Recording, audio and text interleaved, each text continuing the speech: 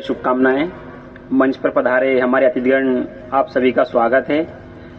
हमारे आमजन जो भी इस कार्यक्रम में पधारे उनका भी स्वागत है। जिससे पहले हमारे वकील साहब और बलराम जी ने आपको संविधान के बारे में बता दिया है कि संविधान कब बना था, कितने दिन लगे, उसकी अध्यक्षता किसने निभाई और संविधान का उद्देश्य क्या है। आप बताओ कि आज हमें संविधान दिवस मनाने की जरूरत पड़ रही है ना। जब गाड़ी का प्रचार चला था, मैं आपको बताऊं, है ना, कि कार्यक्रम हमारा तय होगा कि आज कार्यक्रम होना है। जब गांव में गाड़ी प्रचार के लिए जाती है तो गांव के लोग पूछते हैं कि भाई यो कहीं होए, यो संविधान दिवस का ही होए भैया, क्यों पैसा खराब कर रहा। गांव के लोग ये बोलते हैं, यानी कि हम कितने पीछे हैं। 1950 में मतलब हमने संविधान लागू कर दिया था, 1949 में हमारा संविधान बन गया था, है ना, और 1947 हम आजाद हो गए थे। लेकिन आजादी के बाद भी आज यदि हमारा गांव का व्यक्ति पूछता है कि भाई संविधान क्या होता है, तो ये हमारे लिए बहुत शर्म की बात है।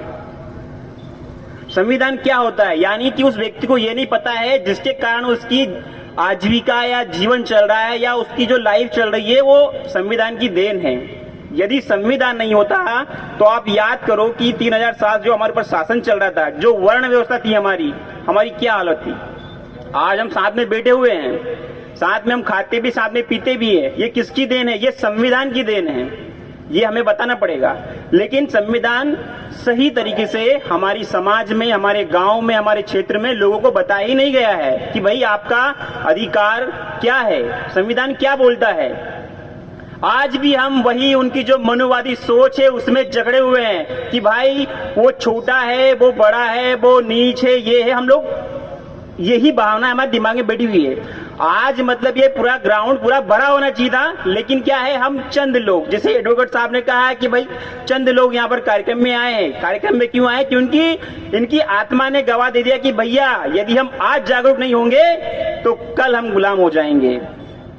आपको बोला गया है कि भैया हमें आजादी मिली। आजादी मिली, किस चीज की आजादी मिली आपको? क्या आप आजाद हो? मैं नहीं मानता कि आप आजाद हो। कैसे मान लूं कि आप लोग आजाद हो? आपको आजादी का मतलब ही नहीं पता है।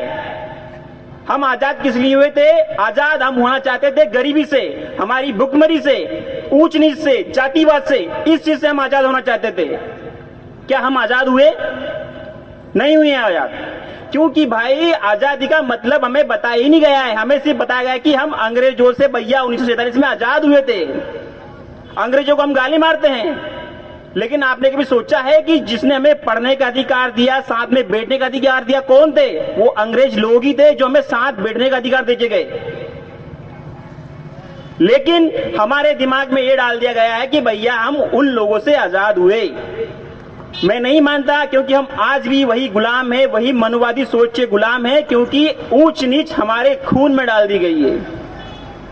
यदि हम आजाद होते, यदि हम संविधान को जानते तो ये ग्राउंड पूरा भरा होता, यहाँ पर लोग बहुत सारे होते। लेकिन संविधान दिवस कौन जानना चाहता है भैया? मानव अधिकार किस चीज को पता है? यहाँ पर मानव अधिकार लोग जानते ही नहीं कि मेरे अधिकार क्या है। जब तक हम हमारे मानव अधिकार नहीं जानेंगे हम कैसे लड़ेंगे? अब मानव अधिकार तो बहुत दूर की बात हो गई। हम बेसिक चीज की बात करें, शिक्षा, स्वास्थ्य और रोजगार। रोजगार को हटा दो, स्वास्थ्य भी हटा दो, सिर्फ शिक्षा की बात करो। क्या हमें जो शिक्षा मिलनी चाहिए वो मिल रही है?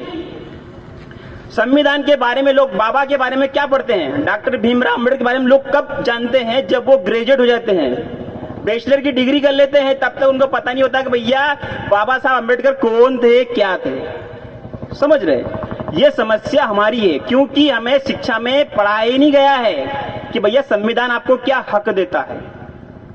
यदि आज हम गांव में, एक एक्सट्रीम गांव में जाओ आप और उनके सामने बात कर दो कि भैया हम सब एक है, कोई ऊंच नीच नहीं है, तो वो हमें मारने दौड़ेंगे। ये क्या बकवास कर रहा है? आपको मैं बहुत ही ताजा उदाहरण देता हूं कि 17 सितंबर को हमने पेरियार जी की जयंती मनाई थी। पेरियार जी को आप सब जानते हैं कि उन्होंने पाखंडवाद के खिलाफ बहुत सारा बोला है, और उसी पाखंडवाद को मतलब खत्म करने के लिए हमारी जो सामाजिक दायित्व पत्नी मंच की जो टीम है, इन्होंने खातेगांव में कार्यक्रम रखा। तो गांव के लोग इकट्ठे होके इनको डराने लगे कि भैया आप जो है धर्म के खिलाफ जा रहे हो, आप भगवान के खिलाफ जा रहे हो, आप भगवान को नहीं मानते हो। हम तो पेरियारवादी है, पेरियार को मानते हैं, पेरियार ने बोला भगवान नहीं है तो नहीं है। जो आपको अधिकार जीने का दे रहा है, खाने का या रोजगार का दे रहा है, वो आपको अधिकार दे रहा है। कौन दे रहा है? संविधान दे रहा है। संविधान में हर चीज की पात्रता है, उसमें लिखा हुआ है, लेकिन हमसे छुपाया गया है। क्यों छुपाया गया? यदि आज सब संविधान जान जाएंगे, सब शिक्षा का अधिकार, रोजगार, स्वास्थ्य सब जान जाएंगे, तो जो कल हम जिसको चुन के भेजते ना, उसकी कुर्सी हिला देंगे।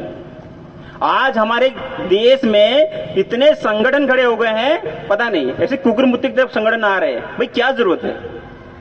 क्या सारे संगठन एक नहीं हो सकते? हमें होना चाहिए, क्योंकि हम भी वही कर रहे हैं जो मनुवादी सोच चाहती थी कि भैया इनको विभिन्न जातियों में बांट दो।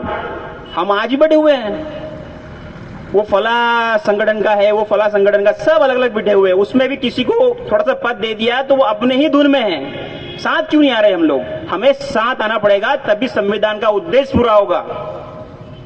हमें तो संविधान के उद्देश्य का भी नहीं पता है। बंधुता की भावना बोलते, समानता है कहां हमारे पास?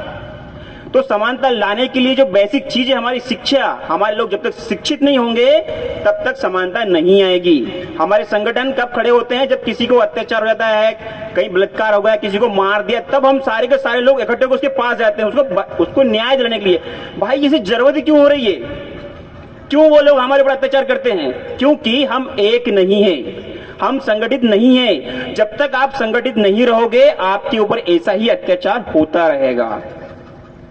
ठीक है? क्योंकि आप जब कानून व्यवस्था पढ़ोगे, राजनीति दे दो, प्रशासनिक सेवा देख लो, जो भी संगठन खड़े हो, सब चलाने वाला कौन? उच्च वर्ग का आदमी बैठा रखा है। उसके हम गुणगान गाते हैं कि भैया यही हमारा माँ बाप है।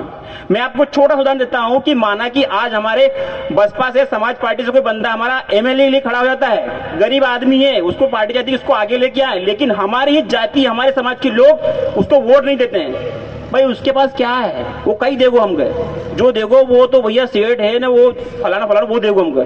तो ये हमारी सोच है। क्यों हम दूसरे व्यक्ति को चुनते हैं? हमें सोचना चाहिए कि चाहे हमारा व्यक्ति गरीब हो, कैसा भी हो, हमें इसके लिए ही आगे बढ़ना है, इसके लिए काम करेंगे, तभी हम संगठित होंगे। हमारे लोगों के लिए काम करो, नहीं तो वही आज चल रहा है देश में पूरे, मतलब एक भारत जोड़ो यात्रा। ठीक है? इतने साल बाद हमारे जो, जिनको आप क्या बोलते थे भैया, गुंडा बोलते थे या लूट मार वाले, बिरसा जी को, टंटा को आप ये बोलते थे, लेकिन आज उनको भगवान बोल रहे हो, उनको पूज रहे हो। भैया ये हमारे महान नायक, जन यात्रा निकल रही, यात्रा निकल रही है। भाई अब याद आए आपको? वो तो बहुत पहले से थे। क्योंकि इस बार का मुद्दा ये है कि भैया इन लोगों को गुमराह करके हम अपनी रोटी सेक लें, क्योंकि इनका बहुत बड़ा वर्ग है। आज देश को देखो, भीम आर्मी को देखो, बहुत ज्यादा इनकी ताकत बढ़ चुकी है। लेकिन ये जो लोग हैं हमारे ऊपर राज कर रहे हैं, ये बहुत चतुर है। ठीक है? आज ओबीसी महासभा बहुत जोर से फैल रही है, लेकिन ये क्या करेंगे? धीरे से आग लगा देंगे। अरे वो फलाना व्यक्ति ये बोला, क्यों उसके साथ दे रहे हो?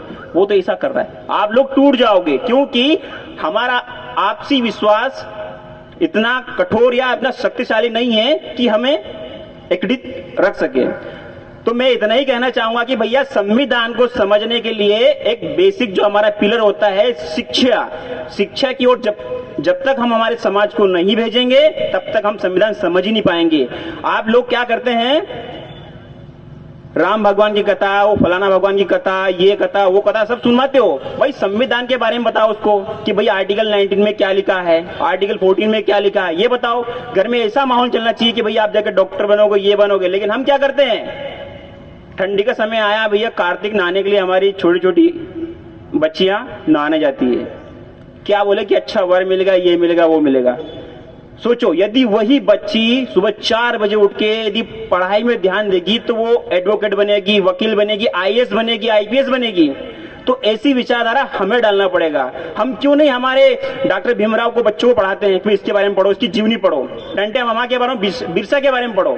तो हमें हमारे जननायक के बारे में बताना पड़ेगा, हमें बताना पड़ेगा, ये हमारी ड्यूटी है।